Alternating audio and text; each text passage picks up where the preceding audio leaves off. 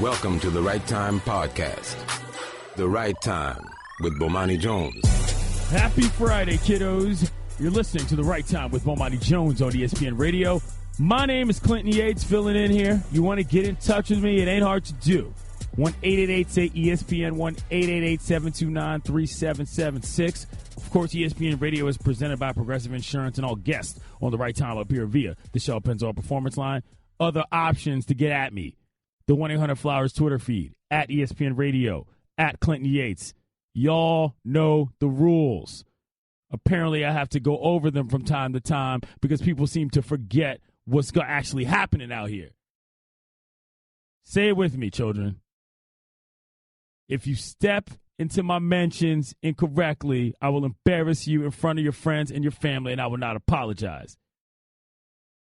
I repeat, if you come incorrect in my mentions, I will embarrass you in front of your friends and your family, and I will not apologize. Let's get to some actual stuff. We got a lot of guests today. My man Don Van Natta, senior writer of ESPN The Magazine. He wrote a story with Seth Wickersham. You've probably read it by now. He's going to join us.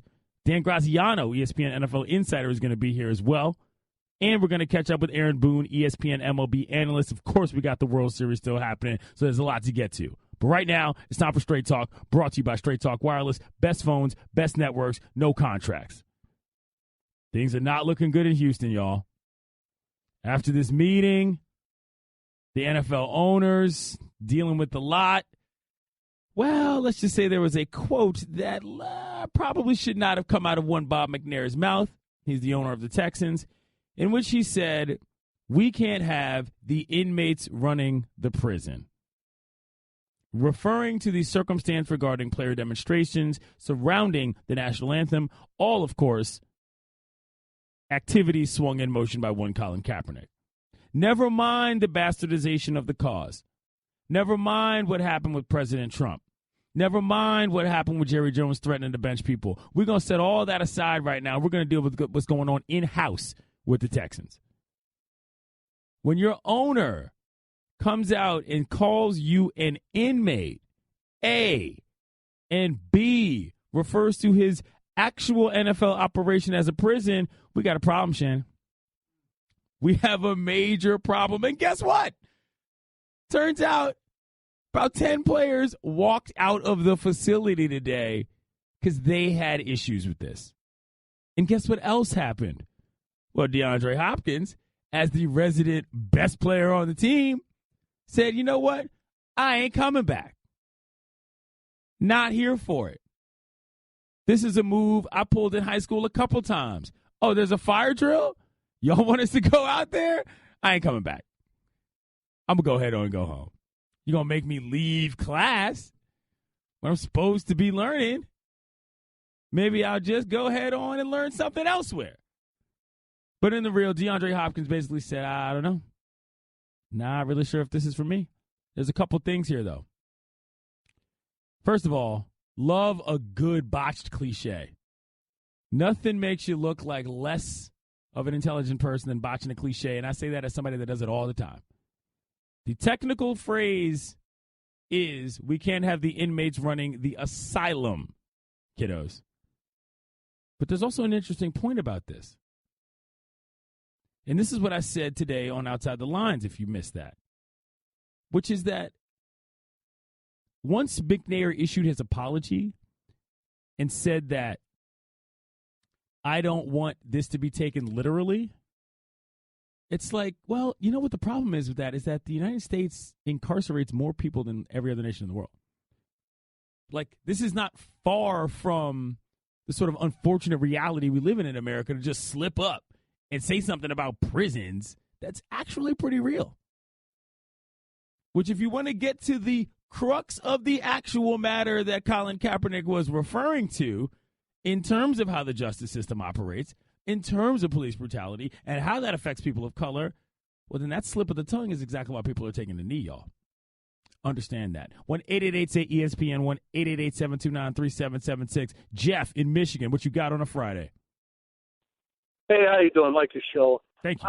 My only comment for today is basically the response from Bob McNair, and I understand the player situations, but with the whole thing in context, the last time I checked, there are also a full mixture of white men and black men in the prison system in this country.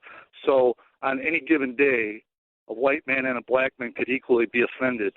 I mean, it shouldn't be just a racial issue, because that's the way it's being portrayed by the media right now.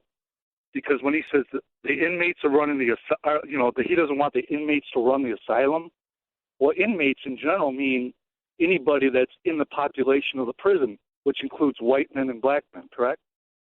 Yep. Thanks for the phone call, Jeff. We're going to do a little something called education system. Listen, the reason why that point is of importance to people of color is because people of color are disproportionately put in America's prison system compared to those who are not. That's it. Disproportionately means proportion.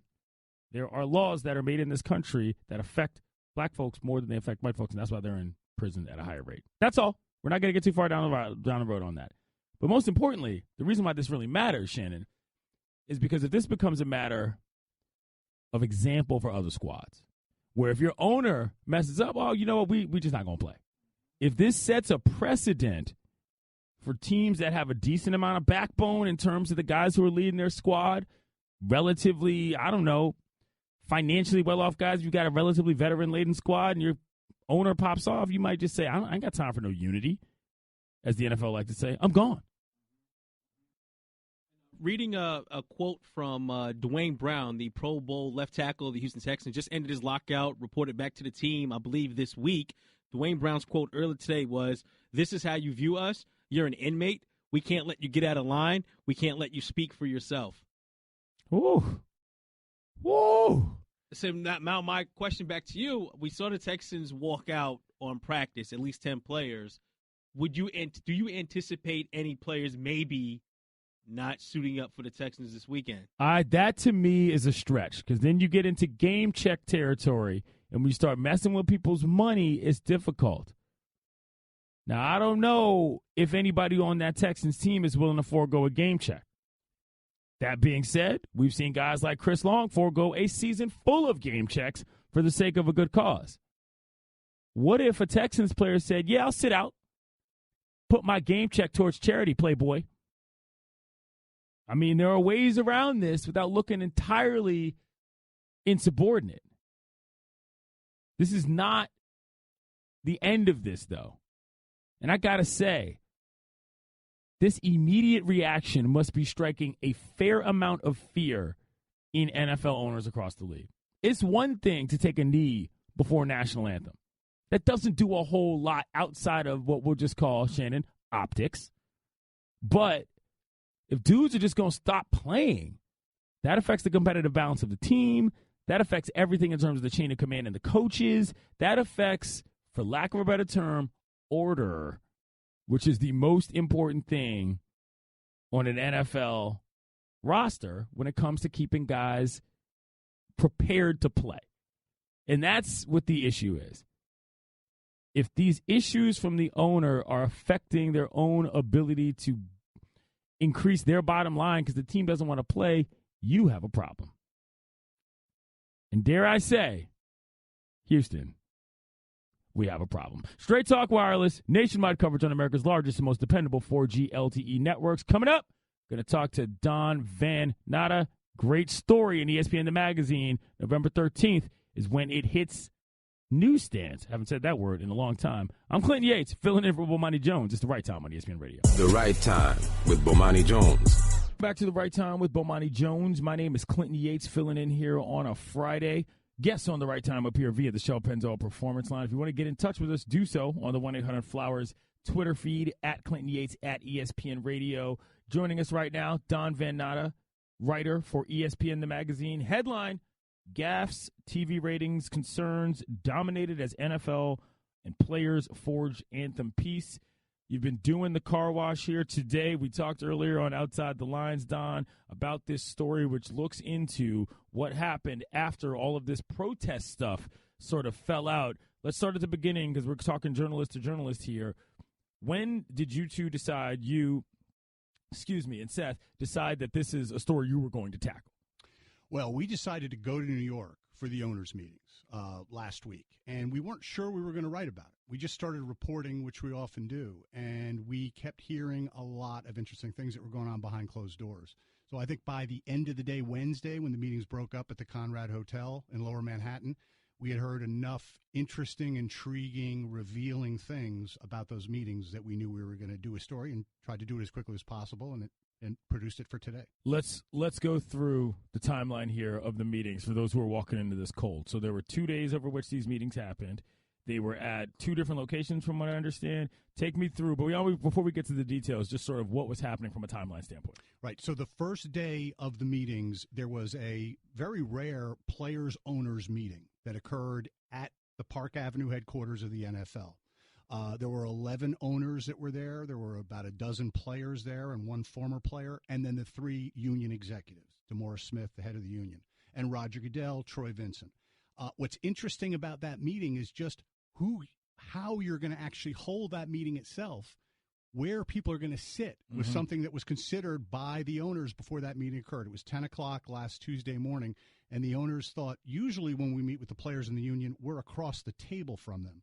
But this time, we're going to sit among them. And the symbolism of that was important. It was a way that the owners were going to try to express to the players, we're in this together. We're going to be partners in how we deal with this crisis confronting the NFL. Next step was? Next step is later that day, that afternoon, the owners that were in that meeting go down to the Conrad Hotel. That's in Lower Manhattan. That's where the 2-day NFL autumn meetings were being held. And they joined up with the other owners and Roger Goodell, and then they had basically a day and a half of owners meetings. And in our story, we take you behind the scenes, behind closed doors of what happened over that day and a half at the Conrad. Don Van Natta joins us here on The Right Time with Bomani Jones. Clinton Yates filling in here. He writes for ESPN, the magazine. There's a couple different details in this that I find to be extremely interesting. Okay, number one is, you mentioned at one point, New York Jets linebacker Demario Davis stood up in front of the center of the room and told owners, I'm going to break it down for you guys. You guys aren't supporting us, and until you do, there's going to be an issue.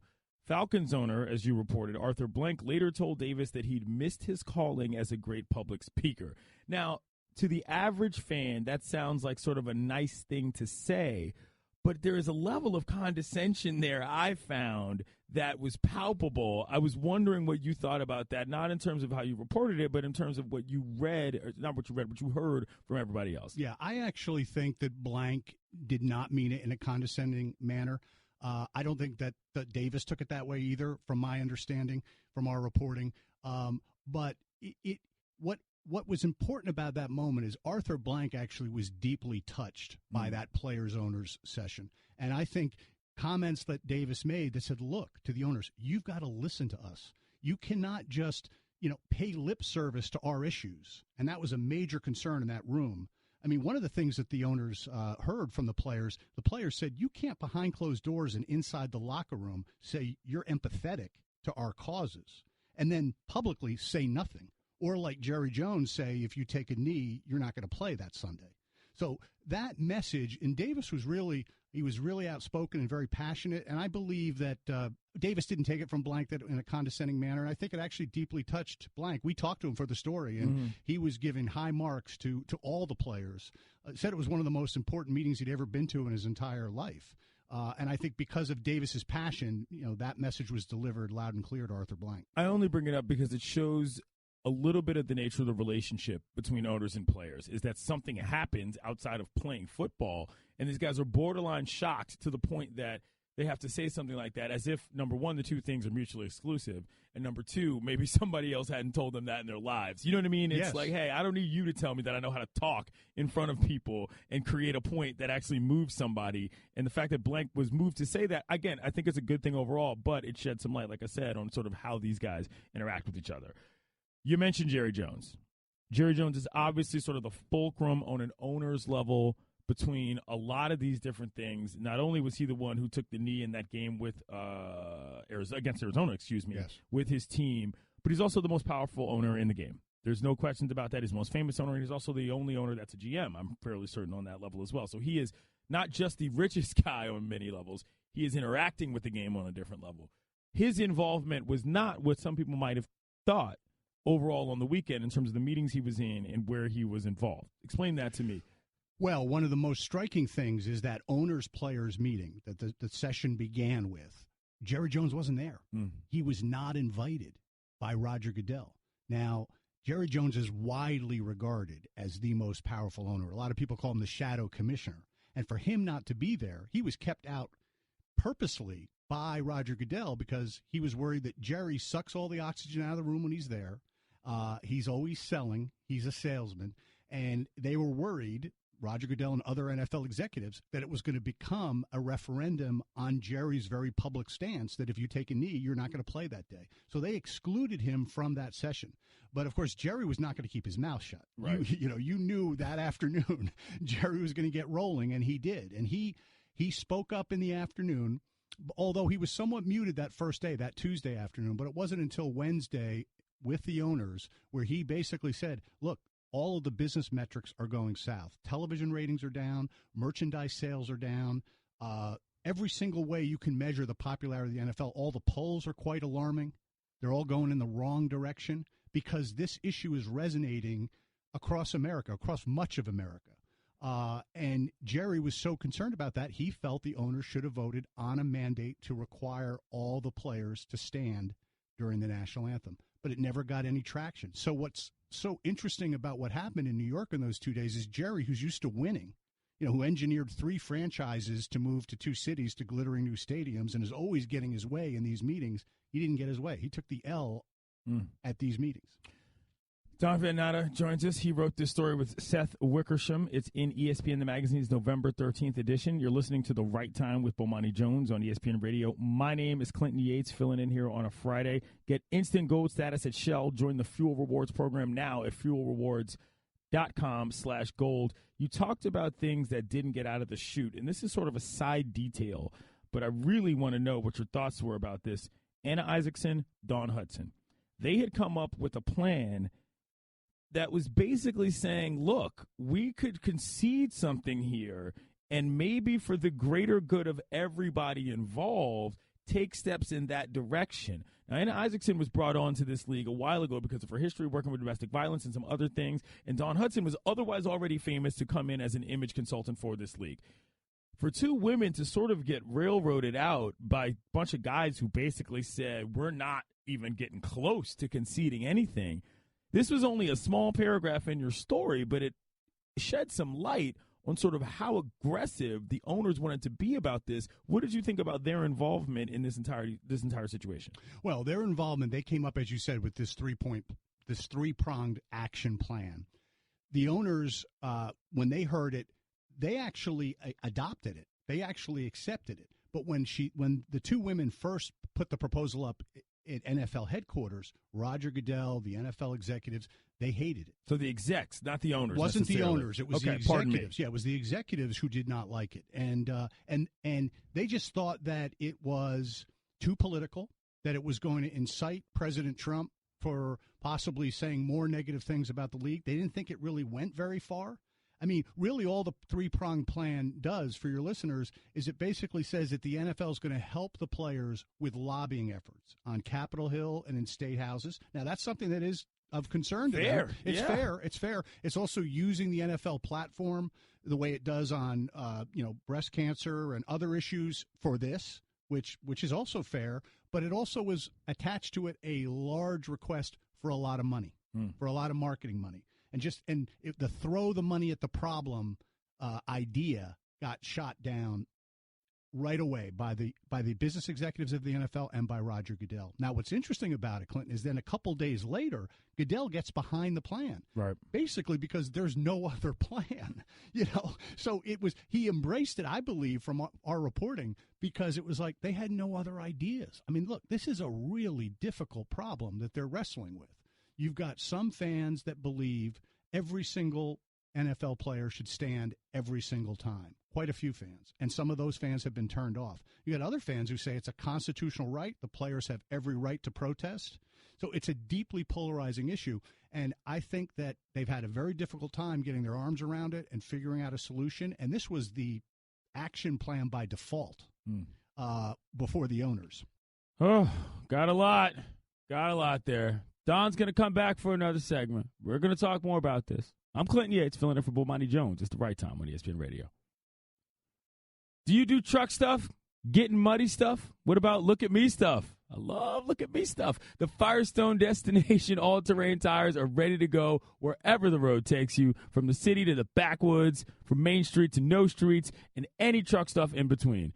Built to adapt to wet or dry weather with on-road handling and off-road toughness, Firestone Destination tires are equipped with the technology for a smooth and quiet ride. Also, check out the Firestone LE2 tires, backed by our 60,000-mile limited tread wear warranty for your CUV, SUV, or light truck. And if you're really ready for some truck stuff, test out the Firestone AT and MT tires with all-season performance to take you on the beaten path. Get some Firestone Destination tires and go do truck stuff, because after all trucks do stuff, but not all trucks do truck stuff. Whatever you drive a Firestone. The Right Time with Bomani Jones.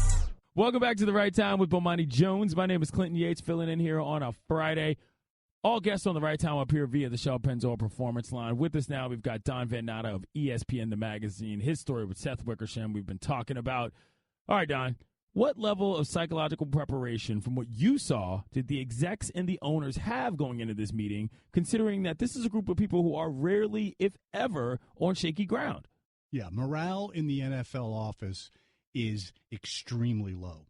They're in a really tough bind, like you said. These billionaire owners are only used to every single metric for the NFL, from TV ratings, merchandise sales, valuations of franchises, to be going north, to be going up. And they're going down in large part because of this, since September 22nd, when Donald Trump made those remarks at that rally in Hicksville, Alabama. So these, relatively young, completely inexperienced executives, they have no experience in how to deal with a president attacking a brand and a business. Who does in this kind of profound way? And the billionaire owners who pay all these folks on Park Avenue, these executives, quite a bit of money, are demanding results. They're demanding ideas and results. So yes, the pressure was on. And like I said earlier, this action plan, Goodell and all of your bosses, when they first hear it, are like, that's all you could come up with? That's going to get us out of this mess, this crisis? And the fact that was eventually what was adapted by the owners also shows that the owners, for all of their expectations, really don't have many ideas about how to get out of this mess. I mean, it is an NFL right now in crisis over this issue, and they're just going to hope it's going to go away. They're just going to hope they're going to be able to ride it out. Well, it's not going away, and we've got some breaking news here. Adam Schefter, ESPN NFL insider, is reporting. He said he's told DeAndre Hopkins' absence, that is for the Houston Texans, is related to Bob McNair's comments. First of all, inform the listeners what Bob McNair said, and secondarily, I would like to know, as much as you can say, what you think about this in terms of player-to-owner fallout in the NFL. Well, Bob McNair, the owner of the Houston Texans, is one of President Trump's biggest supporters. He's a multi-million-dollar contributor to President Trump's 2016 campaign. He gave $1 million to Trump's inauguration fund. He is somebody like Jerry Jones and Dan Snyder of the Redskins, who wanted a mandate for the players to stand. So he's one of the hardline owners. But in the discussions on Wednesday, this is not when the players were present. It was only when the owners were present at the Conrad Hotel. He said, we can't have the inmates running the prison. And that sentence deeply offended who I believe was maybe the only African-American in the room at that time. That's Troy Vincent, an executive vice president of the NFL, who later, after the owners spoke up and said, I can't believe you said that. I've been called all sorts of things during my playing days, including the N-word, right, and nobody has ever called me an inmate. And to be fair to McNair, he apologized to Troy Vincent. He did say, I'm sorry I said that. And then, of course, earlier today, when our story was posted on ESPN.com, Bob McNair put out a statement apologizing to the world. Yeah.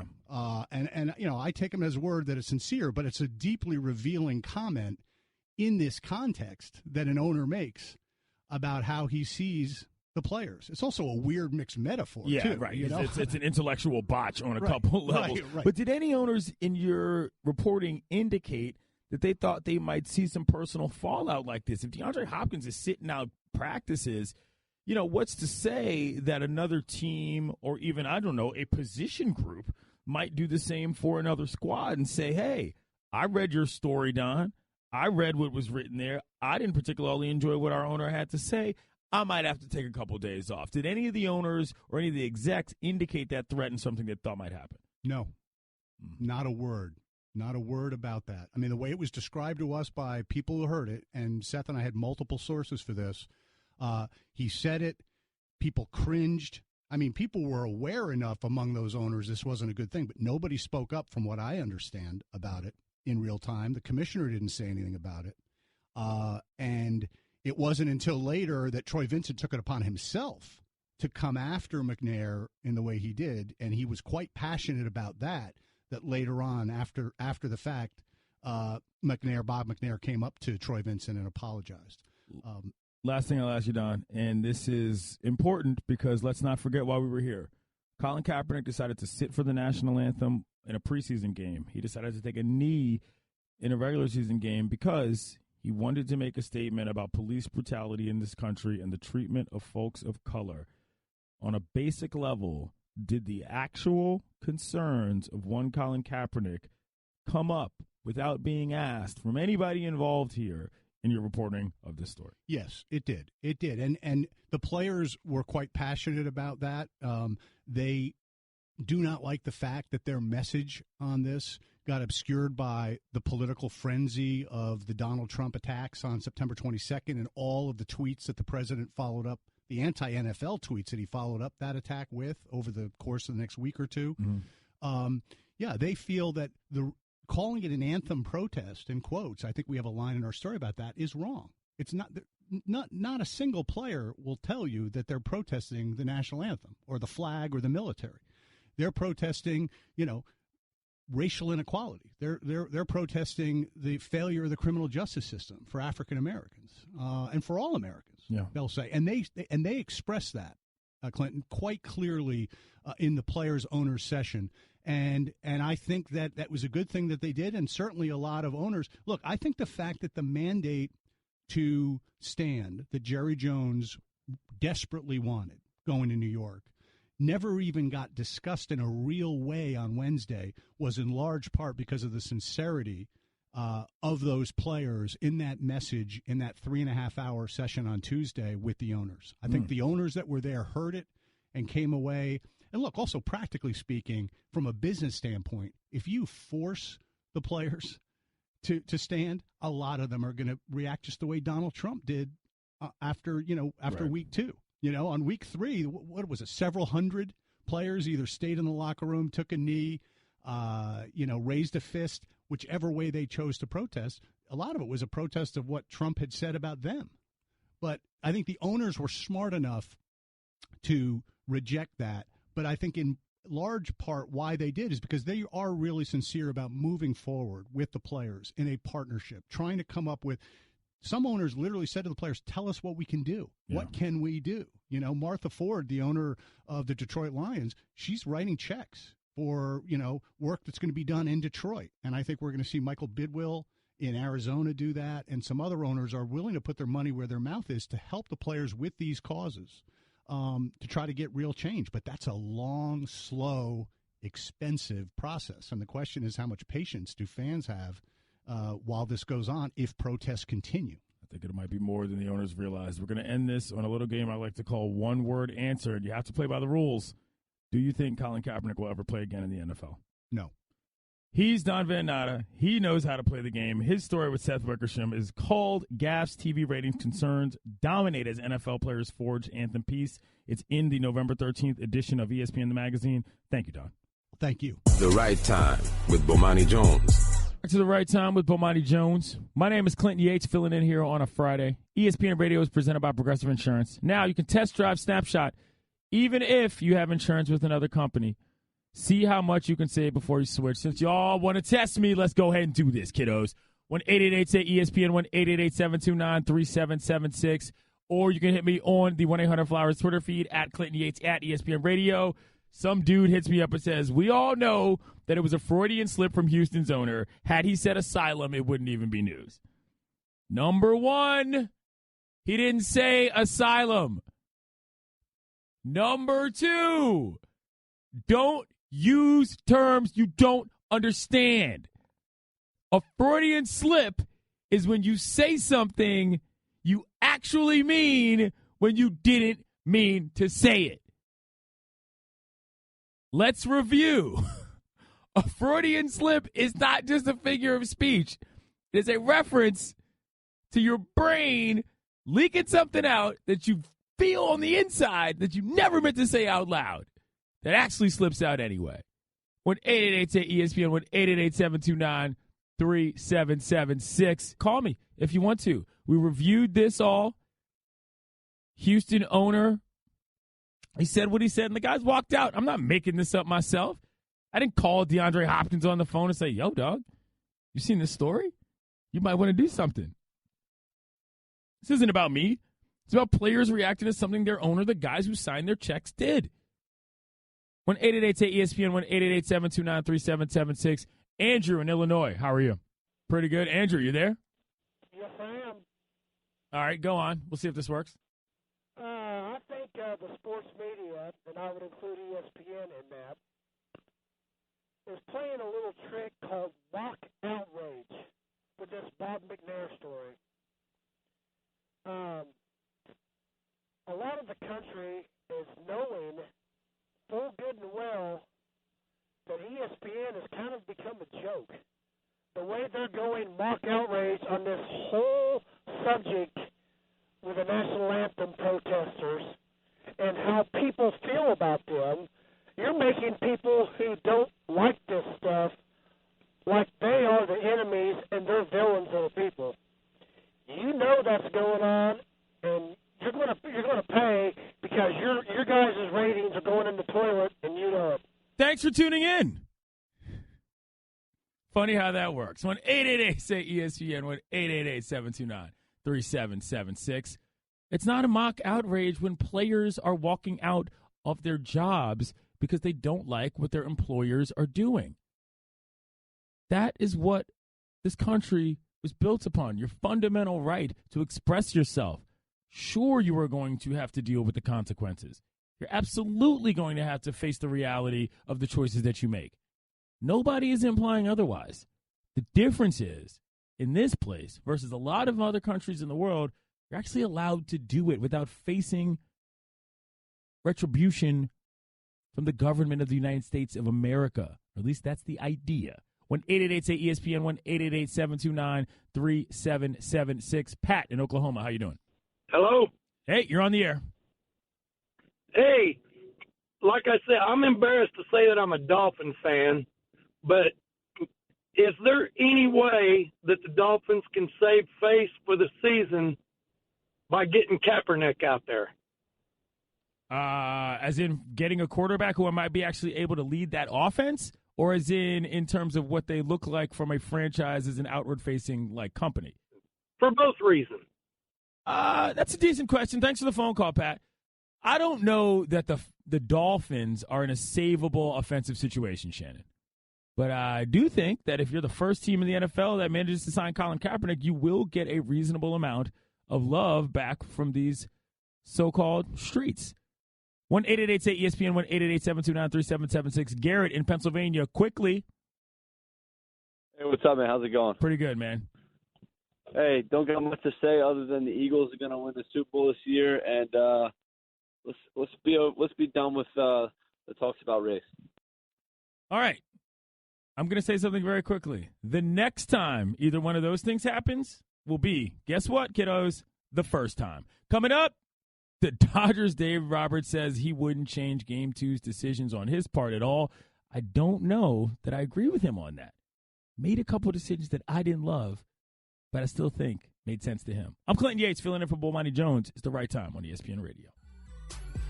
Thanks for listening to The Right Time podcast.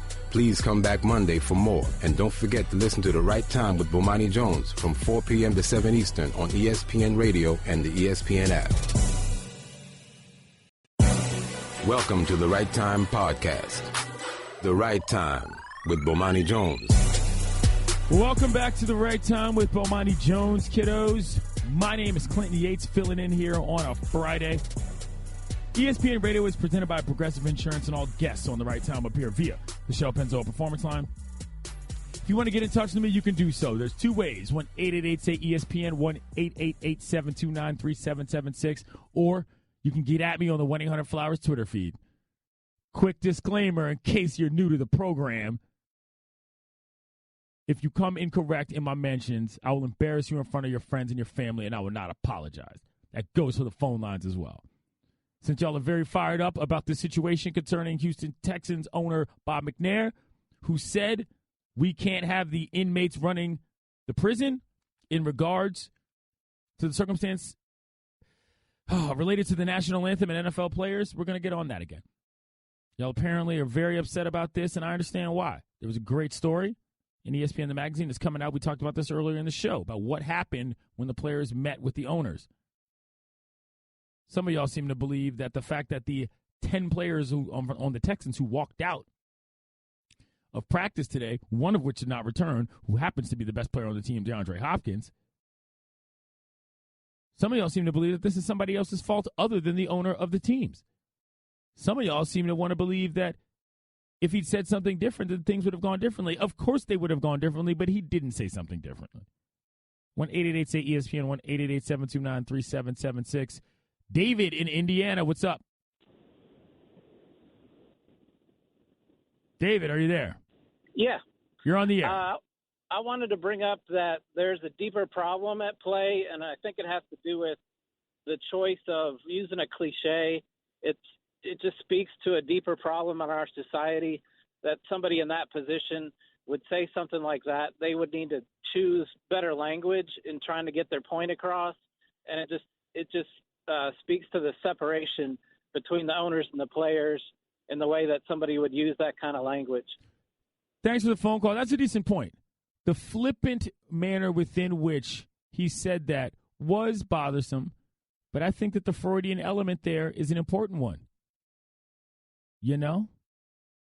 Understand my point here. 1-888-SAY-ESPN, 1-888-729-3776. Ray in New York, what's up?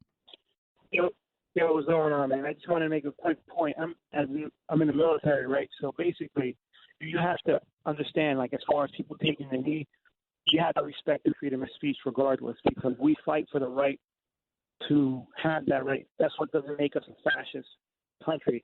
Secondly, the thing with the NFL, the owners are basically in a double-edged sword because they don't have standards. They didn't have standards before on what the players couldn't and couldn't say in the military. You can't speak against the government or anybody. You basically have to stay neutral. If they would have had a rule prior to that, then I could understand because they're up or trying to change things or whatever the case may be. But you have to respect and work within the rules that you have.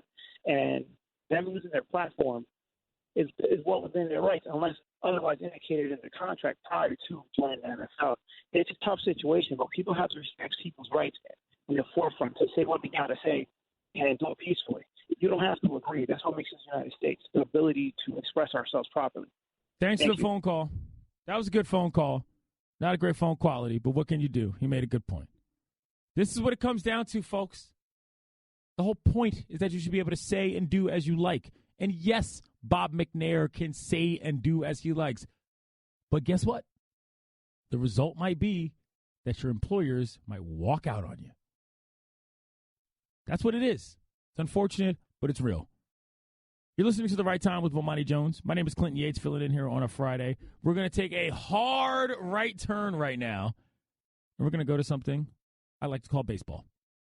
Wanted to get those calls out of the way, but obviously there's a World Series game tonight. Game 3 is happening in Houston. Pivotal matchup in this series, to say the least.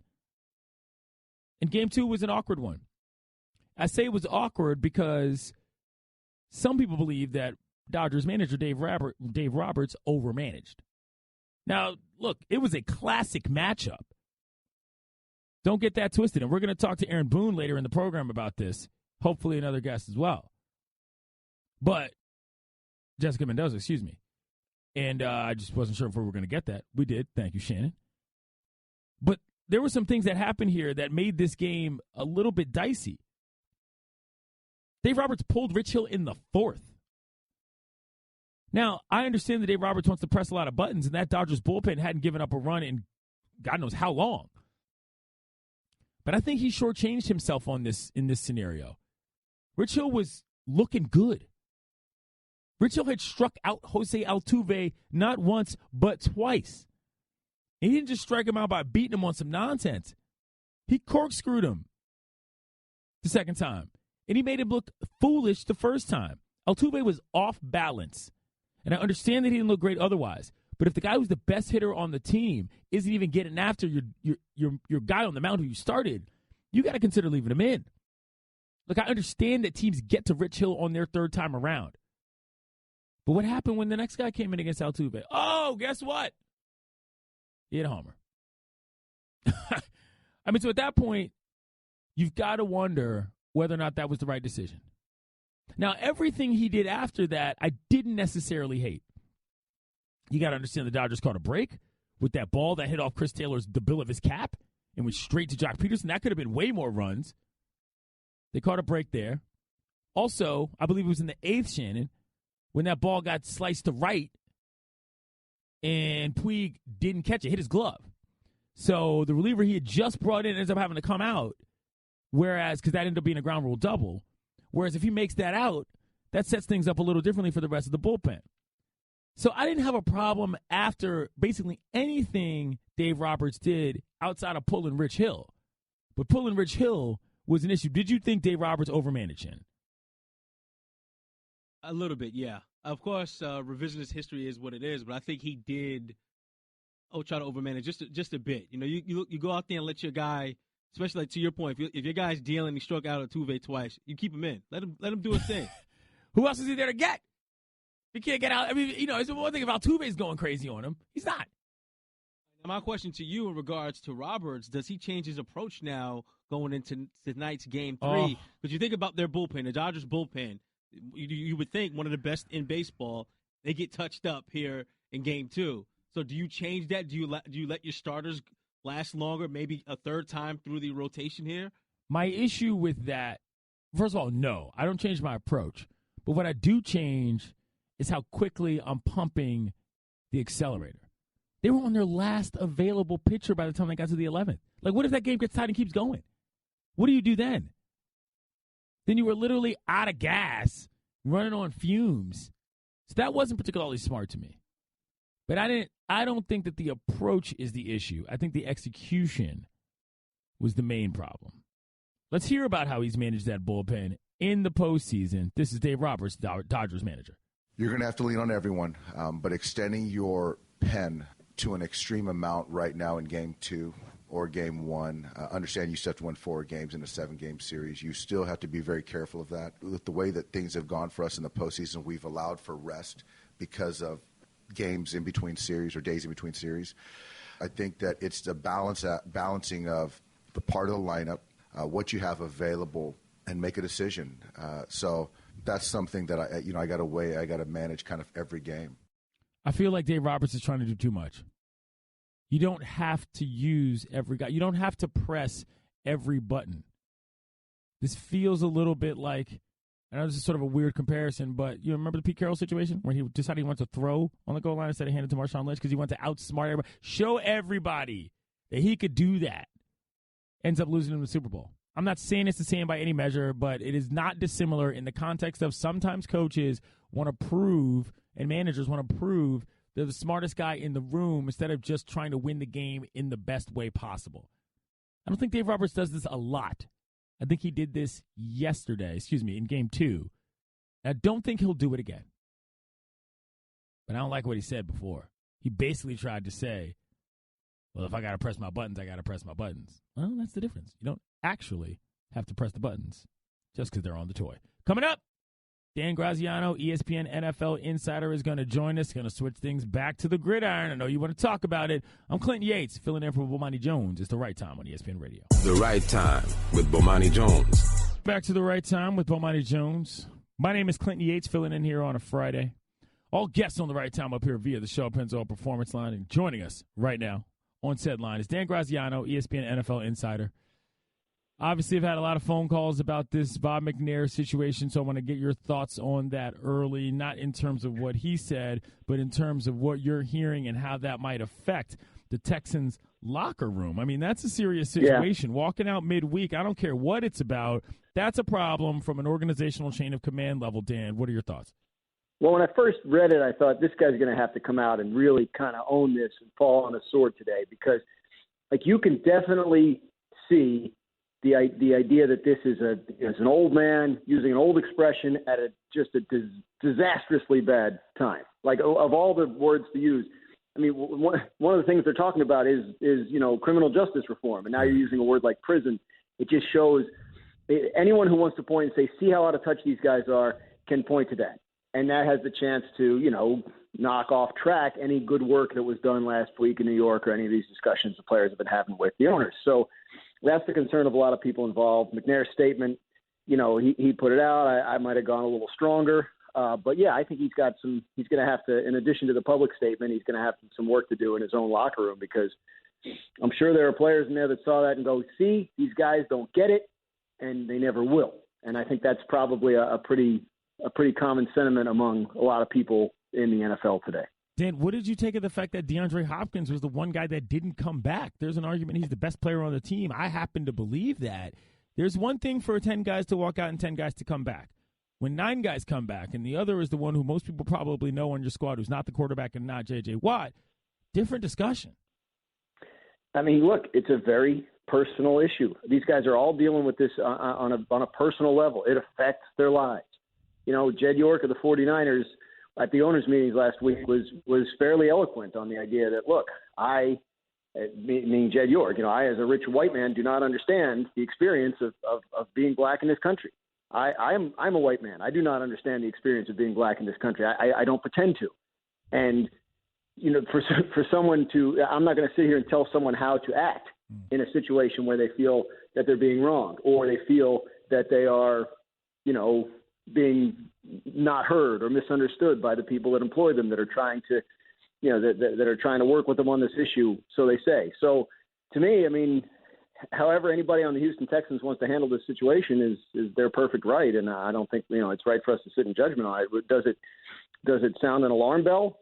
Yeah, of course it does. I mean, this is a very sensitive and important issue that's going on right now, and everything that's being said and done around it is justifiably being dissected on a very personal level by a lot of the people involved.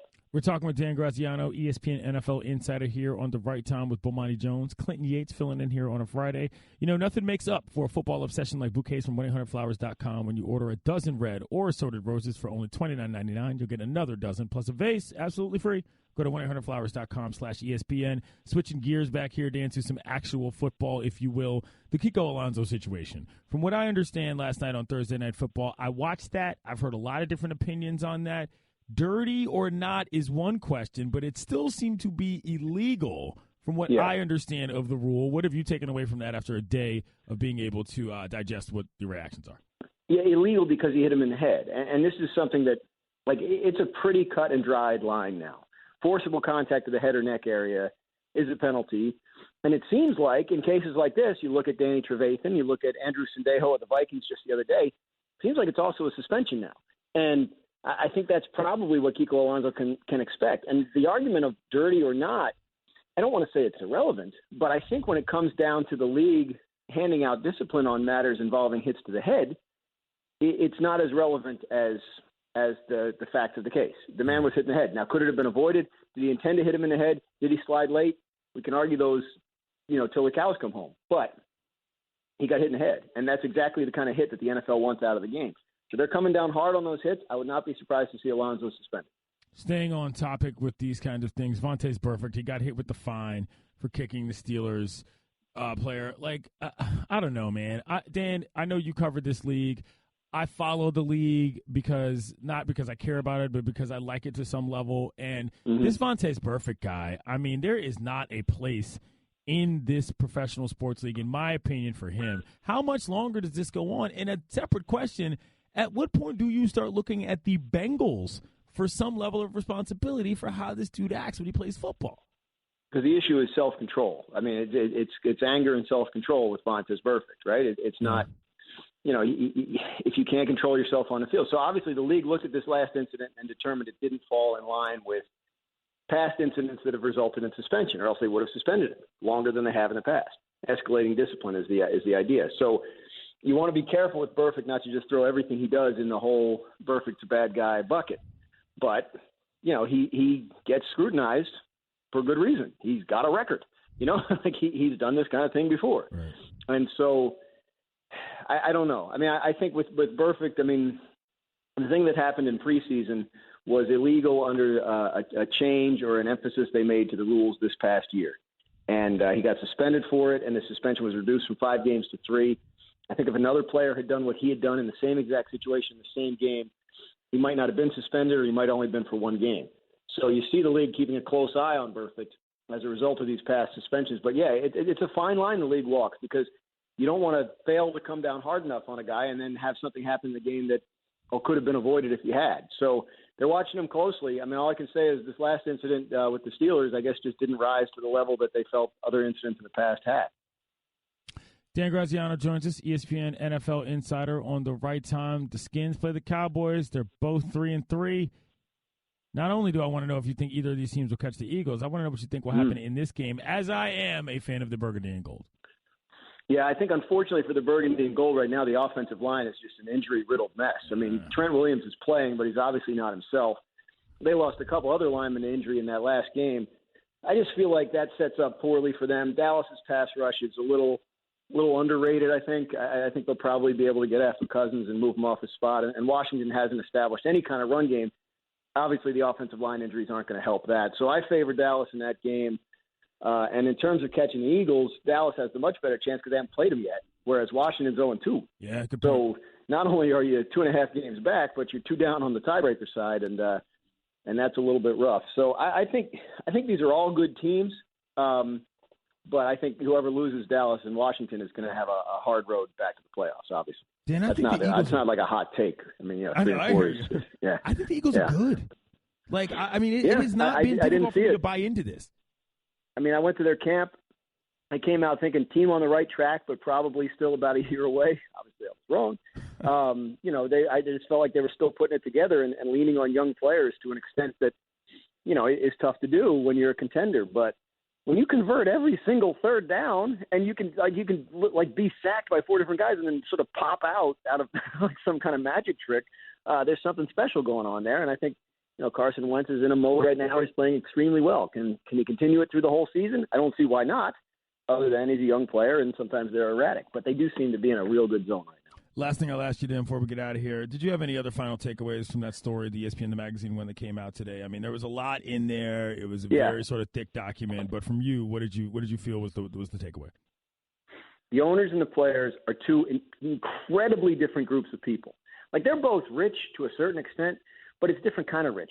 Somebody told me a story from that meeting last week in New York where one of the players complimented Shad Khan, the Jaguars owner, on his shoes, and Khan took one of the shoes off and passed it around and told the story about how when he was in Italy, he went to a place where he had a mold made of his foot, and they made the custom shoe for him and all this stuff. And so if you're a player, even if you're a player who's made millions, you're thinking, God, I mean, that's rich on a level I can't even imagine. So we have 2 very different groups of people with 2 very different life experiences. And it would be a miracle for them to come together and forge any kind of real consensus on issues like this. It's a minor miracle that they're having the conversations they're having right now, and that the National Football League is taking stances on legislature that involves criminal justice reform. I mean, that's to the players' credit that they've gotten this far down the road. But takeaway from that story is it could all fall apart over any number of things because it's 2 sides that really don't trust each other very much and really don't see the world the same way. And I think it'll be fascinating to see how the discussions continue from here. He's Dan Graziano. He's an ESPN NFL insider. Thanks, Dan. You got it, Clinton. Coming up, Jessica Mendoza. Going to talk some baseball. Very excited about this. I'm Clinton Yates, filling in for Bomani Jones. It's the right time on ESPN Radio. Traveling for business is a game of wins and losses, y'all. Having a short wait to get through security, that's a win. Forgetting about the bottle of water in your briefcase like I did today, so you have to go through the security line again, that's a loss. Buying your business trip at Upside.com, that's not just a win, it's a triple win. You've heard me talk about 2 of their wins, the great prices Upside delivers, as well as the gift card every time you buy a business trip. But number 3 is the big win, the 6-star treatment you'll get from Upside's customer service specialists, who they call navigators. One recent Upside customer had a flight canceled, and while rebooking, a navigator contacted the hotel and had them change his check-in day without charging any fees. That's just one example of how Upside navigators go above and beyond for business travelers. Imagine what they'll do for you. Go to Upside.com and use code Bomani, and you'll get a minimum $100 gift card to Amazon.com. That's code Bomani for a minimum $100 gift card when you buy your next business trip. Upside.com. You deserve a better business trip. Minimum purchase required. See site for complete details. The Right Time with Bomani Jones. Welcome back to The Right Time with Bomani Jones.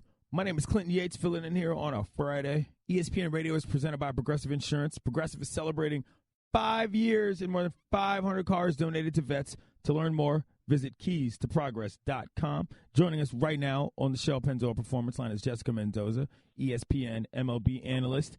Jessica, I got to say, there's been a lot of talk about what Dodgers manager Dave Roberts chose to do, and I don't think he made many mistakes except for the first one when he pulled Rich Hill to begin with. He had Altuve on skates, K'd him twice. After that, it made sense, but I think the first move was the domino effect that messed everything up as far as the bullpen was concerned.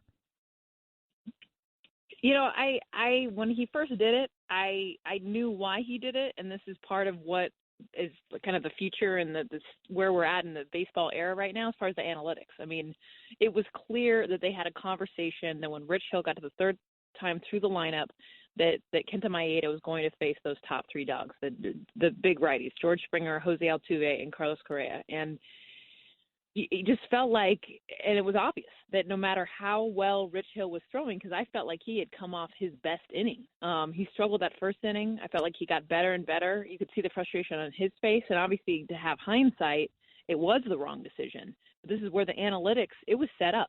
It was set up beforehand. Rich Hill could have been anything short of a no-hitter, and he was coming out in that situation.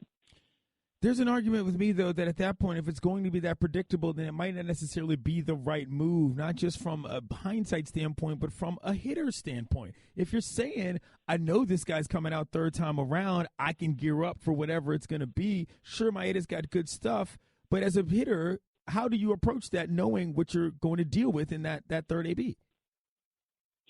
I mean, it always helps to see a guy less. I mean, I'm going to say it helps you as a hitter if you see him more. So, like, it'll help Rich Hill and the Dodgers if he only goes through 2 times through the order. The analytics of it make total sense if it works, right? Which is on paper what it says it will. So if you only go 2 times through an order, and as a hitter, I know, okay, I only got 2 times to see this guy. That's not a good thing either, because then you know you're going to press, you know they're going to look for things instead of kind of taking your time to get into that game. I just feel like the biggest thing is, and you're right, there's a field component.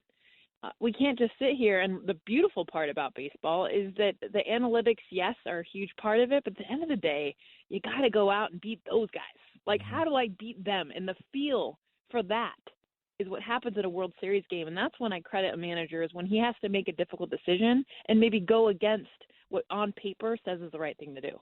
Jessica Mendoza. And ironically, Clinton, sorry to interrupt, is that Rich Hill is the best pitcher in baseball the third time through the order than anybody else. So that is something that even on paper said that he probably should have stayed in. Jessica Mendoza, ESPN MLB analyst, joins us talking about the World Series. Game 3 is tonight. Coverage on ESPN Radio begins at 7 p.m. I had something that I really, really loved in this game, which was Puig's not bat flip, but the bat place down, in which he very gently set that bad boy right there on the baseline. He then commented later on what happened, regarding the other bat flip. What did you think about that whole thing and how that sort of culturally has come to a head as a discussion, what guys do when they hit big shots? I love it. I mean, I love Correa just chucking his and looking at his team. And that's, the thing is, even if he had looked at the pitcher and done it, I'm okay with that too, because I'm okay with what you want to do in the biggest moment. Like that's right then and there, that was Carlos Correa's probably biggest home run of his life. Absolutely. Because it happened in the World Series, something he's never played in. And that's what you react to. That's you. You stick out your tongue. You do. I don't care. And if you're the guy like Puig who wants to just, you know what? I'm this cool that I'm going to just put it down. That's called personality. And guess what? Baseball needs it, and I love it. And if you disagree with it, I love that too, because it makes you talk about it the next day. It makes you think about what you would have done. The point is not everyone's the same, and they're not robots. They're people, and this is how they react. The series moves back to Houston. I said on a television set last week, and I almost got laughed out of the studio, that Houston might not have been ready for the bright lights of New York. They didn't win a game there, but they did manage to get this one, at least the last one in L.A. As a result, do you think that momentum has that grandly shifted to their side going back home for Game 3?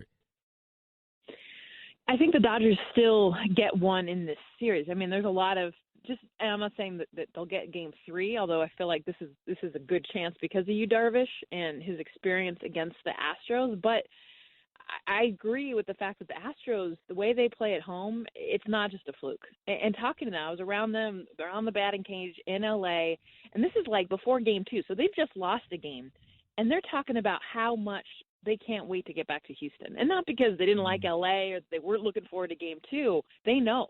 They know how well they play. And even if, it's all just chance or whatever, the fact that they feel better when they play in Houston and feel like they're better when they're in Houston, I say they at least take 2 or 3. Wow.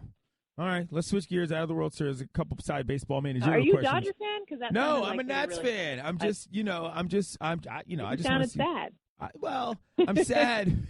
No, I'm not sad whatsoever. I'm sad about what I'm going to ask you about next, or at least the question after this. Number one, what do you think about the situation in New York regarding Joe Girardi? I felt like, look, it's time to move on. It doesn't shock me that much. He was the warhorse. They've got a new generation. They want somebody new. That didn't surprise me that much. What do you think about that decision? It's where we're at now. I mean, you're a Nats fan, okay? So the Dusty Baker thing, I don't know where you stand with him either, but you've got 3 teams that made the postseason, in the Red Sox, the Nationals, and the Yankees, that all fired their managers. I mean, we're in a different day and age, and I just feel like where the game is headed, where it's at now, but not for every ball club, and is that the managers don't run the team anymore. They manage on the field play, but the front office has so much more power than it's ever had. And I'm not saying that's a bad thing. I'm just saying that what they're looking for is someone that they can be more controllable, someone that they can say, this is what the numbers are saying, someone that can say, pull Rich Hill before he gets 3rd time through the order, and they'll do it. And again, I'm not saying it's right, wrong, whatever, but this is where we're at as far as the teams that are in this World Series. They do that. They don't completely control their managers. Their managers have a lot of say. They're very smart. They're incredible managers, but they're also very much a part of what the front office wants to do. And I just felt like Brian Cashman and Joe Girardi were not quite on the same page, and that's just not okay, I feel like, now to get to that next level. But it's still hard to swallow when you think about how well the Yankees did this year. Yeah, I still have the words, let's do it for Joe, coming out of Todd Frazier's mouth, before that Game 6 or 7. And it is hard, I think. It wasn't surprising, but it's just hard to think you can be that successful now and it's still not good enough. Like, don't sign me. I would not want to be a manager in baseball right now, because even if you do the job well, sometimes you still get canned. All right, last question, Jessica. And my thoughts about Dusty are that I actually didn't have a huge problem with it. It wasn't surprising to me at all, considering he was out of a contract. I didn't think they were going to throw him out on a deal, but considering he wasn't it was gone, it didn't shock me. But my question is this. I see you on the crawl. John Farrell is interviewing with the Nationals. Last thing, do you think he'd be a good fit? John Farrell for the Nationals? Yeah. No. Fair enough. I don't either. I was just wondering. Yeah, I mean, it's hard to get into like every single what would be the best fit. I really believe Mike Rizzo needs someone. Again, it's about the linkage between that office and what they can do. And I don't think there was a rift between Rizzo and Dusty. No. I just felt like Dusty wasn't the guy, and I don't think John Farrell is either. All right, she's Jessica Mendoza. She's an ESPN MLB analyst. Thank you, Jessica. Yeah, anytime. All right. Coming up, the San Francisco 49ers sent out a survey asking fans if they care whether or not the team wins. My reply might surprise you unless you watched Around the Horn yesterday. I'm Clinton Yates, filling in for Bomani Jones. It's The Right Time on ESPN Radio. The Right Time with Bomani Jones. Right Time with Bomani Jones. My name is Clinton Yates, filling in here on a Friday. ESPN Radio is presented by Progressive Insurance. and all guests on the right time appear via the Shell Pennzoil Performance Line. You want to get in touch with me? 2 ways, fam. 1-888-ESPN, 1-888-729-3776, or through the 1-800-Flyers.com Twitter feed, at ESPN Radio, at Clinton Yates. So an interesting story popped up about the San Francisco 49ers. Now, we talked earlier in the program about their owner, York, and how he's actually rather woke when it comes to the matters of off-the-field stuff, or rather national anthem stuff. But this is a little bit of a different tale. Headline, San Francisco 49ers send out survey asking fans if they prefer the team win. Now, the options for this answer are, well, here, let me actually stand by. Let me give you the exact phrasing of the question. In regards to your overall game day satisfaction, how important is it to you that your team wins? Very important, important, moderately important, slightly important, or not important. Now, there's something about this that's sort of inherently funny to a certain type of fan. But I don't think that there's anything funny about this, and I actually think it's rather brilliant. Why? Because there's a whole lot more franchises out there that would like to admit that they want to know this from fans than actually are willing to ask. How do I know this? Well, number one, because I'm the type of fan, and it's not because I don't care or not die hard enough, but I'm the type of fan that if I'm actually at a game, winning and losing is secondary to whether or not I have a good time. Of course it helps, but it's also possible to have an awful time when your team wins. This is not unheard of. And here's the secondary part of this. I like sports. All right?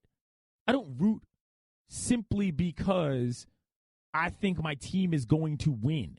That's not why I show up to the rink or the ballpark or the arena or the field. I'm not just there to bask in a victory. I'm there primarily to watch the sport being played, A. B, to have a good time with the people I know and I care about. And C, enjoy the communal value of the home team or my favorite team winning. Third on the list. And sometimes it's enjoyable if they lose because you just got to watch a good game, reverting back to the first thing. This isn't a crazy question at all from the San Francisco 49ers. And it is not remotely crazy at all to imply or to reply that it's not that important to you on a game day experience. The Niners are a franchise in America that once knew serious NFL glory. They managed to pull this off before and after free agency to some extent. That fan base now, these ain't your father's Niners. Where are they at, Shannon? Santa Clara? Wherever they are. They're not in San Francisco. They're in Santa Clara. They're entertaining a completely different type of fan. This is a reasonable, if not brilliant, as I stated earlier, method to try to figure out who their fan base is, Shannon, and what they can best do to serve them. Not to mention, you said they're in Santa Clara, you got Silicon Valley, and if anything, the 49ers need to boast that we got the best Wi-Fi in the league. You know what I'm saying? It's the little things. If that's what you got to do, that's what you got to do. I mean, you come out, you tell me you got the best Wi-Fi in the league, your boy might show up. I got to get these grams off. I got to get these tweets moving. That goes back to your point about game day experience, though. Like most people now, we're on our phones. Like you said, you're more involved in the game and immersed in the game, but most people during the games, they're there on their phones. They're tweeting or sending pictures or sending Instagrams or selfies, being at the game, Snapchat videos while at the games. Exactly. It matters. 49ers are sorry as a mug. Anybody worried about them playing nothing? Not remotely. And let me tell you all this. You know how I know this isn't ridiculous? One day, 5 years ago, I was in Ted Leonsis' office. He owns the Mystics, the Capitals, and the Wizards. I said, is winning the Stanley Cup your most important priority? He looked me straight in the face, and he said, my priority is having a team that competes every year and has a chance to win a title. He owns 3 teams. I'm just saying. Coming up, we're going to talk about Texans owner Bob McNair. I'm Clinton Yates. It's the right time on ESPN Radio. Filling in for Bomani Jones on a Friday. Happy Friday, kiddos. Be nice to each other. Thanks for listening to the Right Time Podcast. Please come back Monday for more. And don't forget to listen to The Right Time with Bomani Jones from 4 p.m. to 7 Eastern on ESPN Radio and the ESPN app. Welcome to the Right Time Podcast. The Right Time with Bomani Jones. Happy Friday, kiddos. Welcome to the Right Time with Bomani Jones. The bad guy's back. I'm Clinton Yates filling in here, getting you into the weekend. ESPN Radio is presented by Progressive Insurance, and all guests on the Right Time appear via the Shell Pennzoil Performance Line. Hit me up, 1-888-SAY-ESPN. That's 1-888-729-3776. Or you could try your luck on the 1-800-Flowers Twitter feed, at Clinton Yates, at ESPN Radio. The disclaimer is the same at the top of every hour. If you come incorrect in my mentions, I will embarrass you in front of your friends and your family, and I will not apologize. Understand that. Now let's reset where we're at. You might know who Texans owner Bob McNair is. You might know that the players, certain players in the NFL, and the owners had a meeting over the situation involving the national anthem. You might also know that Texans owner Bob McNair said, I don't know, quote, we can't have the inmates running the prison. You can call it a Freudian slip, which I would agree with you on. You can call it a botched cliche. You can call it whatever you want, but he had to issue an apology. He said, quote, I regret that I used that expression. I never meant to offend anyone, and I was not referring to our players. I used a figure of speech that was never intended to be taken literally. I would never characterize our players or our league that way, and I apologize to anyone who was offended by it. Okay. We'll see how that goes. Turns out it didn't go so well. A couple guys in that locker room decided that they weren't going to hang out at work today, and one guy didn't come back. Now, there's another guy, the host of this program. His name is Bomani Jones, Shannon. And he said yesterday, this might get out of hand, and they might want to call these meetings off before something goes awry. When it comes to this matter of having these meetings about what to do about social justice and the national anthem protest, to the NFL and the players both, I say the same thing. It is better that you guys have one meeting too few than it is for you to have one meeting too many. What do I mean by that? I mean that if ultimately these meetings stop and there's nothing that ultimately gets done, yes, people will feel like their time was wasted, but in the end, we waste our time in lots of different ways. That's not such a bad thing. However, if this goes on for one meeting too many, you could wind up having some disastrous consequences. The premonitious Bomani Jones, he said one more thing about this, which actually proved to be true. There seemed to pretty clearly be a level of vetting, right? Like Stephen Ross, he's got that RISE program. We out here trying to save the world. He's going. Shad Khan, who's been in the newspaper talking bad about Trump, he got to go. But also on the other side, you had like Bob McNair, who I feel like is there just to make sure don't nobody give up the farm. You know, like Bob McNair is to make sure, go ahead and make sure that these softies don't do anything stupid. They didn't just let any owner decide that he wanted to show up. I don't think that was really like necessarily the game plan. But all it takes is for one of them to have had enough. Like, I don't have to listen to y'all. I'm doing this just to be nice. Then the whole thing goes out of whack. And that's before we talk about Kaepernick showing up. And that's basically what happened. I'm just doing this to be nice, which is the ultimate privileged comment that you hear all the time. I ain't even got to be dealing with y'all. And that's exactly what Bob McNair did. Turns out that didn't go so well. People ain't down for that in 2017, Shannon. Now, yesterday, when Bo said this, of course you're thinking, yeah, that makes sense. So when today you heard about that apology, Shannon, what did you think? It was unbelievable because Bo had said this on the show, and we were thinking it was referencing upcoming meetings. But no, little did we know that this actually happened. Unfolding. And it was Bob McNair. Like, it was spot on. Like, of all the owners, he could have said Jerry Jones. No, he went with Bob McNair, and that's exactly who had to say the silly line about the prisoners. Wow. Point Bomani on that. Shouts to Bo. I'm just saying this.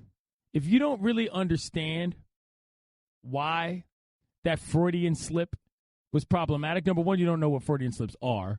And number two, you don't understand the history of the United States of America. All right? We lock up more people than anybody else in the world. a disproportionate amount of the number of people arrested, never mind the number of people who go to prison, never mind for how long they go to prison, are typically people of color. Guess what? The workforce in the NFL,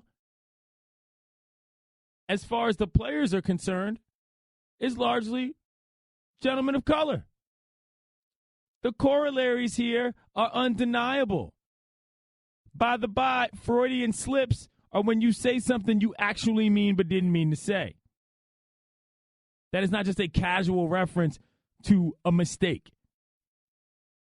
There is meaning behind it. So when he comes out and says that, you're thinking, oh, well, you really must be thinking that we are in jail and you are controlling us. Why don't you? Which is why DeAndre Hopkins probably didn't come back to work today. Which is also probably why those 10 players walked out to begin with. I'm not even going to read these descriptions in my timeline about what Bob McNair looks like, because those are out of line. But you can check those out on your own if you care to have that level of entertainment. But we don't have to move that far away from any of this to understand what's going on here. The players are in this position because Colin Kaepernick was initially protesting and trying to bring light to A, the plight of black Americans in this country, and B, police brutality. So the direct line written between that and an owner saying we can't have the inmates running the prison is obvious. This does not require high-level educational degrees to understand. The comparisons are too close. The feeling is too similar. And the understanding is too congruent. This is the whole point. If the owners feel like they own not just the teams, but the players themselves, we're moving back to parallels that we can't have, y'all. We are allegedly trying to live in a polite society. That is a very impolite manner of speaking. I'm Clinton Yates, filling in for Bomani Jones. It's the right time here on a Friday.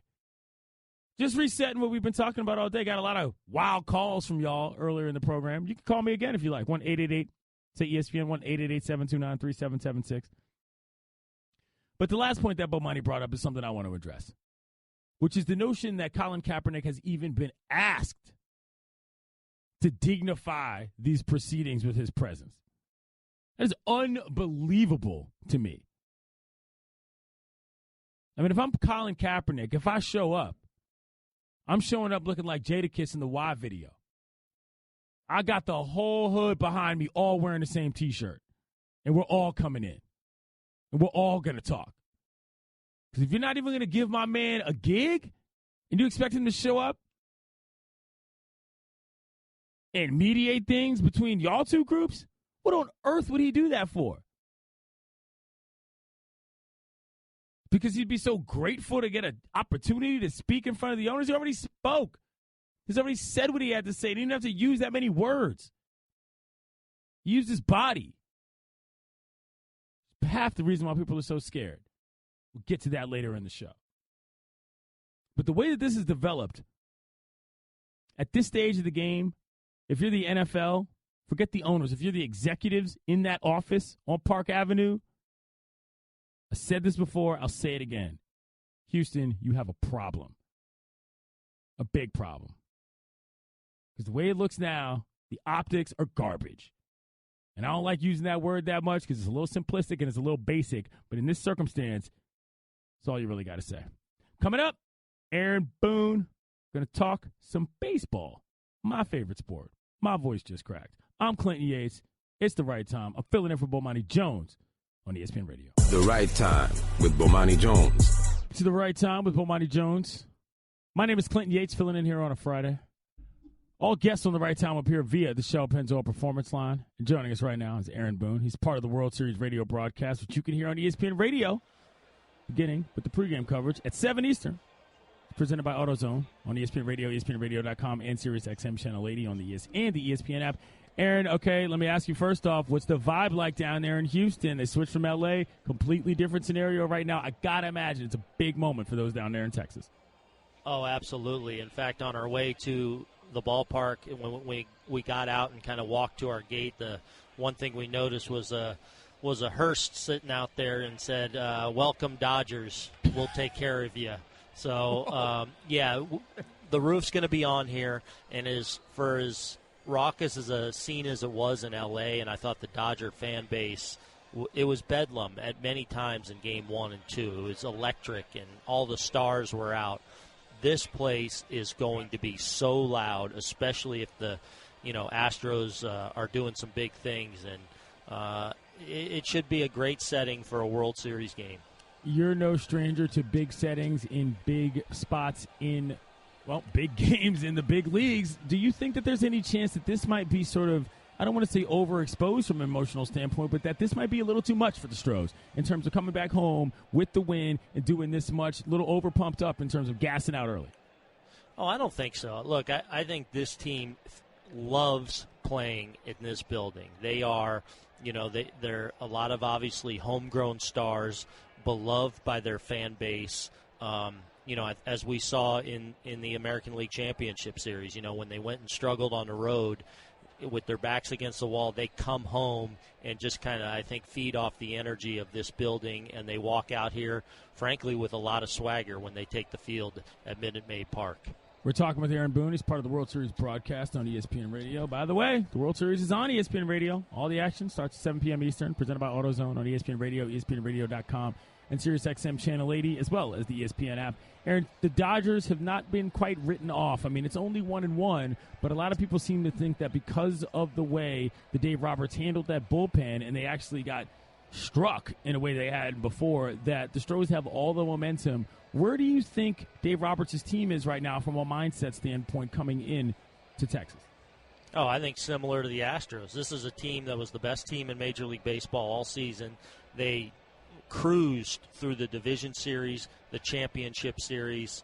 I like the Astros. I think this is a team that takes the field with all kinds of expectations, with all kinds of belief and swagger that they're going to get it done. And I don't think the little hiccup they had with their bullpen, which has been so dominant in the postseason, I don't think it has much of an impact at all, especially when it comes to guys like Kenley Jansen, that, in my view, is the best closer in the game. Did you think that Dave made any mistakes there? I didn't personally. Outside of getting out of Rich Hill early, I thought every other button he pressed made sense, but he jumped off board with Rich a little too quickly for my sake. Yeah, I didn't think so, and I've spoken to a lot of people, a few people that I really respect, and they feel like he should have stuck with Rich Hill there in the fifth. But I thought it went right according to the script in that he wanted Rich Hill for quality for whether it was 3, 4, 5 innings, and I think he viewed the top of the order with all those right-handed bats and what Kenta Maeda has been out of the bullpen against right-handed pitching. I think it's set up perfectly for him. I think he saw it as this is Rich Hill and then Maeda to get through the middle innings and then turn it over the back end of the bullpen. It almost worked to perfection. The one thing I would have maybe considered is leaving Brandon Morrow in for another out potentially. After he gave up the double to Bregman, he went to Kenley Jansen immediately for a 6-out save. I might have tried to steal another out or two with Morrow before giving it over to Kenley. Aaron Boone joins us. He's part of the World Series broadcast. You can hear that on ESPN Radio beginning at 7. The Yu Darvish factor here in terms of the pitching matchup. What do you think about Yu and sort of how he's come around and his story in general to get to this point with this team in the World Series? Yeah, he's capable of shutting down any offense. He's obviously very familiar with this Houston Astros team, pitching it for the Rangers for all those years. He's had a lot of success. The one guy that's hit him pretty well is George Springer, the leadoff hitter. He's got a couple of leadoff home runs in his career against Darvish, but otherwise he's had a lot of success. He's pitched much better this season on the road. And in the championship series against the Cubs, he showed me a lot because sometimes for as dominant as Darvish can be, sometimes when he gets a little bit off from the start and his mechanics might be a little bit off, I worry about him. But against the Cubs, he gave up a home run to the second hitter of the game. He walked a couple batters. So the first 4 batters at Wrigley Field, it wasn't going well, and he righted the ship in a hurry and gave them 6 dominating innings. Name me somebody who you think might have a big night tonight who otherwise hasn't necessarily been huge in the series so far, Aaron. I'll go with Cody Bellinger. He's the guy he kind of hasn't got off the schneid yet. I don't believe he has a hit yet in these first 2 games. He's been a little bit up and down so far in the postseason, but look, he's always one swing away from having a huge impact. So I'll go with Cody Bellinger. All right. Well, Aaron, I want to ask you this, and I know you're at the World Series, but I want to switch gears a little bit here because, listen, the World Series, obviously it's a big matchup between 2 teams, but it's also the center of the baseball world right now, and we've got a lot of managerial changes going on. You play for the Yankees. What do you think about this Joe Girardi situation regarding him moving on at this stage of his life? Yeah, not surprised just from some of the things we were hearing during the year and even the buzz we were hearing a little bit the last few days before the news came out. I think he's been an excellent manager. I think he is an excellent manager. But I do think the relationship had kind of soured, maybe had run its course to a degree between he and the front office. And so I'm not overly surprised by the change that they've made. It is a challenge now because obviously they've got this young, outstanding team, a team that looks like it has a chance to be a dominant team in the American League for years to come. They're really set up in a strong position, and you want to get the front man right. And a lot of positions have already been filled, so it'll be interesting to see if they already have someone in mind, absolutely, or if it's going to be the right guy, because you're letting go of a proven guy that I think has the respect as one of the really good managers across Major League Baseball. Another guy who had that respect was Dusty Baker. You played in Cincy. You played in D.C. I'm from D.C. I'm a Nats fan. Your thoughts on Dusty, getting gone after his 2 years contract was up? Yeah, a little bit of a head-scratcher,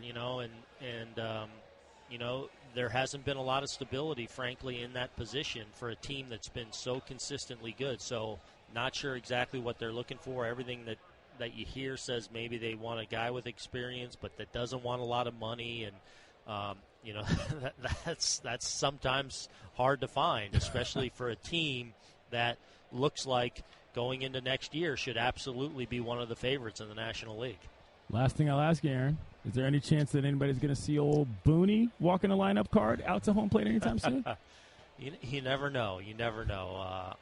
Certainly something that I have some interest in at some point, someday, but when that day is, I'm not sure. He's Aaron Boone. He's part of the World Series broadcast. You can hear that starting tonight at 7 p.m. on ESPN Radio with the pregame. Thanks, Aaron. Thank you. Coming up, y'all are going to hear me talk about LeVar Ball, and I got somebody in my corner who you might be taking a little bit more seriously than you took other people, and you all know why. I'm Clinton Yates. It's the right time with Bomani Jones on ESPN Radio. Buying your business trip at Upside.com is a triple win. You get great prices, gift card rewards, and 6-star treatment. A recent Upside customer had a flight canceled, while rebooking, a navigator contacted the hotel and had them change his check-in day without charging any fees. That's just one example of how Upside's navigators go above and beyond. Go to Upside.com and use the code BOMANI, and you'll get a minimum $100 gift card to Amazon.com. That's code BOMANI for a minimum $100 gift card when you buy your next business trip. Upside.com. You deserve a better business trip. Minimum purchase required. See site for complete details. The Right Time with Bomani Jones. Welcome back to The Right Time with Bomani Jones. I'm Clayton Yates, filling in here on a Friday.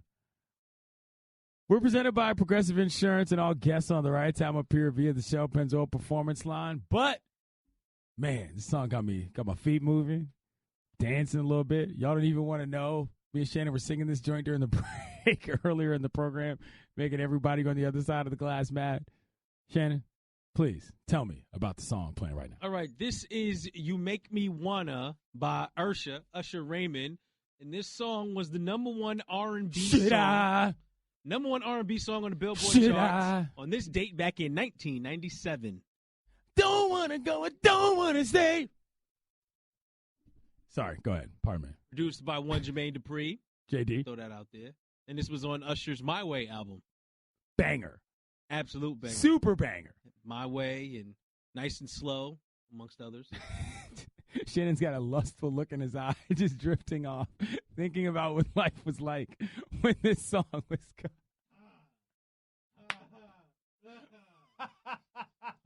Then we have a transition we need to get to or Oh, something. all right. Boy.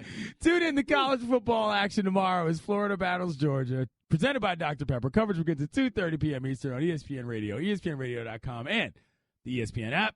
All right. Most of y'all know that I live in Washington, D.C. Most of y'all know that I work in Washington, D.C. And all of y'all know that I root for the teams that play in Washington, D.C. The coach of the Washington Wizards is a man named Scott Brooks. The Washington Wizards played the Los Angeles Lakers 2 days ago.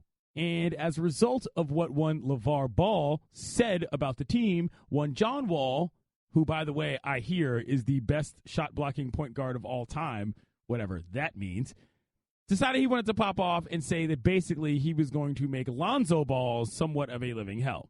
Another player on the Wizards, one Marcin Gortat, said that he was going to torture him. Wall is Ball. None of that happened, and the Wizards lost in overtime. Now, why do I bring all that up? To insert the news peg as to why Scott Brooks was asked about the way LeVar parents his son Lonzo, whom, by the by, was the number 2 overall pick in the NBA draft, in case you forgot that. Brooks said, quote, "You know what? Hey, people talk about Lonzo's dad all the time. Hey, I mean, my father left me at 2. I would love to have my father around, like LeVar is around, and talk to him and pump me up with confidence. To me, that's every son's dream, and for some reason he gets criticized. No question, he's a little ambitious at times with what he says, but he's around his son. I have no problem with that, and maybe he could temper it a little bit, but I would have loved to have my father do that." Thank you! There are people who have been saying this from the jump. Just because you have a problem with LeVar Ball doesn't mean that he is inherently problematic. And number 2, look inside yourself and think about why you have a problem with LeVar Ball. Is it because you were automatically offended by loud screaming black men? Perhaps. Some of y'all are in my mention, so I know that that's part of your makeup. Or is it because you didn't like the fact that he's trying to sell you a luxury good and you're not used to brothers doing that, who aren't rappers or other entertainers? Or what else is it possibly that makes you not like LeVar Ball? Because it certainly isn't his ability to parent. I got a lot of problems with the way he treated those women referees. That's a big issue. Huge issue. But it ain't got nothing to do with parenting his kids in that specific regard. They are not disconnected. But that dude is around. And Scott Brooks, thank you for justifying something as a white dude in the NBA that a lot of black folks in and around the NBA and the media have been saying for months. For months. You don't believe me? Why don't you take a listen to Jalen Rose in March? Father growing up. I never met him. He's the number 1 pick in the 1967 NBA draft. And you know what I would have loved for him to be doing? Exactly what LeVar Ball is doing. Yep. Let me say that again. You know what I would have loved for him to be doing? Exactly what LeVar Ball is doing. Riding for me. 110%. Making me shoot J's before dinner. Pushing me to be an all-time great. Telling me that Michael Jordan ain't nothing. You gonna be better than him. Telling me Steph Curry ain't nothing. You got this. I would have loved that because that was my personality anyway. Except I had to say it for myself. So instead of me taking the emotional energy to talk about how great I was and build myself up emotionally, then do it, if I had somebody else to do it, oh, man, I would have been a much better player. Thank you. So just understand that what Scott Brooks is saying and justifying now is something that we've all been saying, and I thank Scott for saying this. Do not try to take this as me throwing shade at him. I'm not. This is just what we call in the business, air quotes here, Shannon, new research. New research shows that, oh, black kids in school get punished harder than white kids for the same stuff. New research shows that they pull us over more when we're driving than they pull other people over. New research just means we've been telling y'all for years that y'all didn't believe us until somebody that looked like y'all told you. That's all I'm saying. Lonzo Ball is a respectful young man who is a tremendous basketball player because his father did his best to make him that way. It is not a separate matter. He is not simply trying to profit off his kids. People can't understand what happens when a black family takes agency over their own bodies for the sake of their own profit. If his coach was some dude in a gym in New Jersey who took him to practice and fed him meals every day, people would call that dude a messiah. Instead, because it's his dad who's willing to tell people how proud he is of him, people act like something's wrong with that because you're not used to seeing it. Understand what your issue with LeVar Ball is. He created something that he wanted to thrive from the ground up. He's a personal trainer. He doesn't even care about basketball. He taught his kids how to play. He taught the neighborhood how to train and play. The dude is doing everything he can to make sure that they understand ownership and self-worth. Can't be exploiting something if you built it fair and square. If you're telling me that Lonzo has a problem with his father, then I'll believe it when I hear him say it. But right now, Scotty Brooks, thank you so much for backing up what so many people in our community understand is the one decent thing that LeVar has done. If you're only going to count one. Homie is there. Up cooking them breakfasts. Up training them. Up letting them know what's important and what's not. Who cares what he's got to say to donks like me in the media? Who cares whether or not he's going to dance around with Stephen A. Smith on TV? You seen that kid play ball? You know any other parent that's got 3 kids going straight to UCLA? No. Gordon Gunn Krause had 3 kids that he wanted to go to the NFL, and it worked. Might not have been as loud as LeVar Ball either. I'm not going to reference Joe Kennedy, but he said he wanted to make one of his kids the president of the United States of America, and he did it. If you're telling me that LeVar Ball can't roll out of the rack 20 years ago and tell the world he wants his kids to be in the NBA and all play for the same team, maybe you need to think about why that's such a hopeless dream for folks in America. Because it's not. And he's doing it. He's doing a pretty good job so far, whether or not you buy his shoes or not. Coming up, Shannon's going to tell y'all what y'all might have missed. I'm Clinton Yates. It's The Right Time with Bomani Jones on ESPN Radio. The Right Time with Bomani Jones. Welcome back to The Right Time with Bomani Jones. My name is Clinton Yates. Winding down things here on a Friday. ESPN Radio is presented by Progressive Insurance. Had a good amount of guests today. Don Van Natta Jr., senior writer at ESPN, the magazine. He joined us to talk about his story about the players meeting the NFL owners and representatives over a 2-day span in NYC. That was a fun conversation. You can check out that story in ESPN, the magazine. It hits newsstands on November 13th. I'll be right there at my newsstand. Later, Dan Graziano, ESPN NFL Insider, joined us. We discussed a lot of things around the league, including that previous story, but we also talked about Kiko Alonso and that hit, how it's going to affect Joe Flacco down the line, the Ravens quarterback. Ugly hit as far as I'm concerned. We talked to Jessica Mendoza, ESPN MLB analyst, about the World Series. She broke down what we thought was going on with the Dodgers and the Astros in terms of how they played that last game in Los Angeles before switching things to Houston. And then we talked to Aaron Boone, ESPN MLB analyst, who will be on the broadcast tonight starting at 7 p.m. That's the pregame. He's in Houston. He might have intimated that he might want to manage down the line. I'm just going to actively spread that rumor and act like Aaron Boone's going to be the next manager of the Nationals. I'm kidding. We had a good talk about what's going on right now, and he had a lot to say about that. He's both obviously played for a lot of clubs in the major leagues, so he had an interesting perspective on Joe Girardi and his situation with Brian Cashman, the GM with the Yanks, as well as Dusty Baker and the GM for the Nationals, Mike Rizzo. So, it's a good guest lineup. Glad we did it. But, Shannon, tell them what they might have missed. We know you can't be on top of all the news and information of the day. Now, if you haven't heard. All right, the big news story of the day, of course, you have the situation with the Houston Texans and their players leaving practice based on their the comments that were made by Texans owner Bob McNair, some of the comments that came out during the owners' meeting last week owners meeting with the players. And if you haven't heard, here's Clinton Yates earlier today on The Right Time discussing this matter. When your owner comes out and calls you an inmate, A, and B, refers to his actual NFL operation as a prison, we got a problem, Shan. We have a major problem. And guess what? Turns out about 10 players walked out of the facility today because they had issues with this. And guess what else happened? Well, DeAndre Hopkins, as the resident best player on the team, said, you know what?